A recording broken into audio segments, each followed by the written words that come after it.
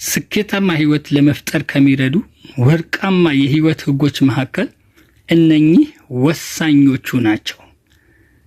አንደኛ value time ጊዜን በአግባቡ መጠቀም። ሁለተኛ stay honest ታማኝ መሆን። ሶስተኛ keep learning ሁሌም ተማሪ መሆን። አራተኛ respect other ሌሎችን ማክበር። አምስተኛ be patient ታጋሽ መሆን። ስድስተኛ work hard ጠንክረህ መስራት። ሰባተኛ be kind ደግ መሆን። ስምንተኛ stay humble ትሁት መሆን ወይም ተግባቢ መሆን። ዘጠነኛ be grateful አመስጋኝ መሆን።